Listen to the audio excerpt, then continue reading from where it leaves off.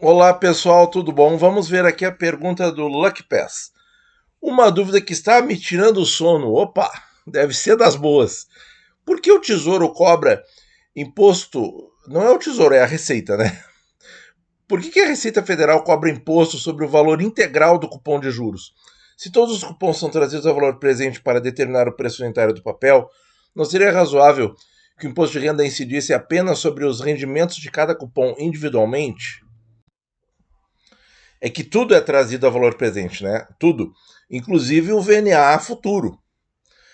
Eu gosto de pensar o Tesouro IPCA com juros como se ele fosse um IPCA principal grandão, que é o VNA que a gente recebe lá no fim, com vários filhos, né? Que são gestacionados a cada 6 meses, por assim dizer, tá? Agora, eu entendo perfeitamente, até porque nós somos brasileiros, afinal de contas, nós pagamos demais de imposto de renda. Então, realmente fica pesado isso. Mas vamos pensar no desenho do investimento.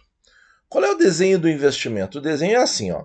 Você compra o ativo e ele te paga 6% ao ano de juros, né? Porque é o que está lá na lei, que inclusive a gente mostrou do Renda Mais, para a definição da NTNB. Então, ele paga 6% ao ano sobre o valor nominal atualizado, certo? Então, você ganha. Então, você compra o papel IPCA mais X, certo? Como é que funciona?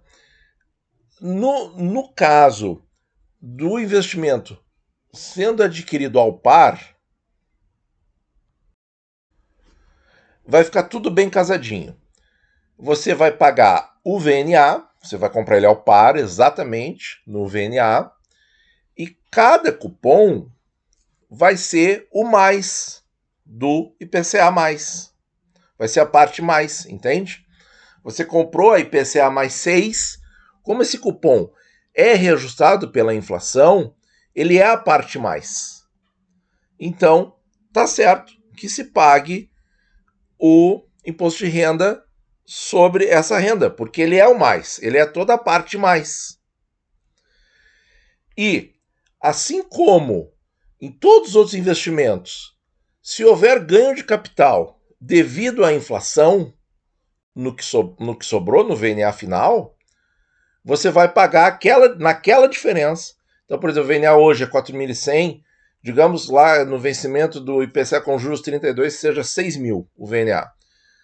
Esses 1.900 de, entre aspas, ganho de capital, você vai pagar 15% disso como imposto de renda. Então, o problema, na verdade, não é pagar o imposto em cima do juro. O problema é pagar o imposto em cima da inflação. Mas, pessoal, não existe no mercado financeiro, ou como é que eu posso dizer, a Receita não nos poupa disso, né? De pagar imposto de renda em cima da inflação. Quer ver exemplo com imóvel? Vamos dizer que você tenha comprado um imóvel por 100 mil reais 10 anos atrás e vende ele hoje por 200 mil reais. Pô, 100% de ganho em 10 anos. Tá excelente. Será que tá mesmo? Vamos lá, pessoal. 100 mil era o capital.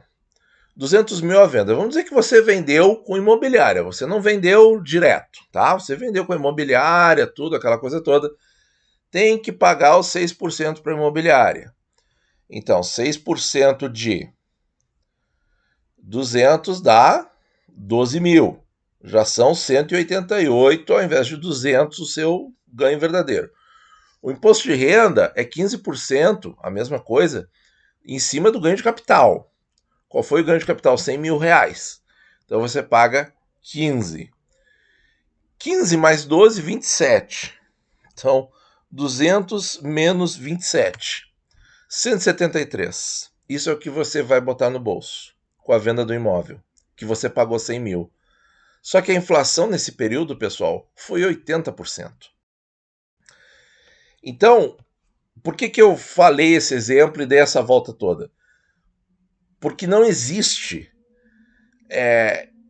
investimento, ativo, enfim, qualquer coisa em que você tenha um ganho de capital e não tenha que pagar o imposto de renda em cima da inflação. Esse é o grande problema, na verdade. Porque o problema do investimento não existe. Porque você está pagando o imposto de renda em cima da parte mais, certo? Que é o cupom de juros. E se não existisse inflação, se a inflação fosse zero daqui ao vencimento, você recebe o VNA tal qual você pagou, porque você comprou ao par. Agora, claro, se você comprou com ágio, aí é erro do investidor, entre aspas. Né? Se você comprou com deságio, aí é vantagem para o investidor, né? Porque aí ele vai ganhar, na verdade, mais de 6% ao ano. Então, tem esse problema no Tesouro IPCA com juros. Mas é um problema comum a todos os investimentos, a todos os ativos em que há ganho de capital. Por exemplo, essa crise que houve aí dos condutores, né? Se não me engano foi isso, dos chips e tal, alguma coisa assim, que encareceu o preço dos automóveis. Até causou surpresa para algumas pessoas que de repente fazem troca frequente de carro, que trocou ali o seu carro ainda na fase seminovo com 2 anos de uso e conseguiu oferir um lucrinho relativo, tem que pagar imposto de renda.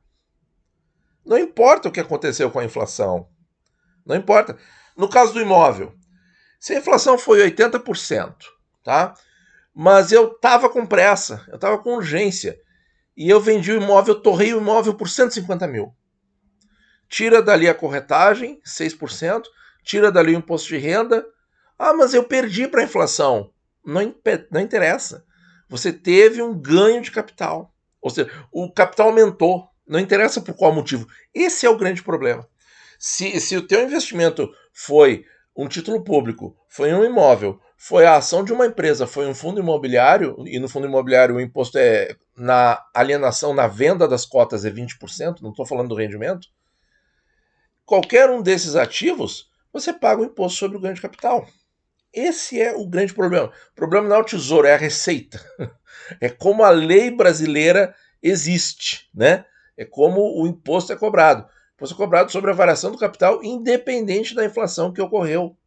Esse é o grande problema. Mesmo se você queimar o ativo, né? Você liquida ele rápido, vende o ativo pelo preço que tiver, perdendo para a inflação, mesmo perdendo para a inflação, você vai pagar imposto de renda. Assim como, por exemplo, se você resgata um título com prejuízo de marcação a mercado, mas que tenha um mínimo ganho de capital, então vamos supor, a pessoa lá que comprou um pré-fixado a 7% e oscilou aí de 700 para 770, 10%, mas está há 3 anos com o título. Ela perdeu para a inflação, sem dúvida. Perdeu para o CDI também, nesses 3 anos. Mas ela ganhou 10% no capital, então ela vai pagar imposto de renda em cima desses R$70 de ganho, de 700 para 770. Então, o duro é o entendimento sobre a cobrança do imposto e o fato gerador. O fato gerador é o ganho de capital. Se a lei fosse redigida da seguinte maneira: o ganho real de capital será tributado a uma alíquota tal, aí a questão muda de figura. Porque aí o ganho real passaria a ser tributado. Mas a lei não está escrita assim com ganho real. Ela está escrita com ganho de capital e ponto final. Vocês acham que há alguma chance dos nossos legisladores modificarem essa lei e redigirem essa lei, ao invés de ganho de capital, escrever ganho real, entre parênteses, acima da inflação, ganho real de capital será tributado, será fato gerador para a cobrança de imposto de renda? Vocês acham que isso muda? Deixe nos comentários. Muito obrigado por ouvir e bons investimentos a todos.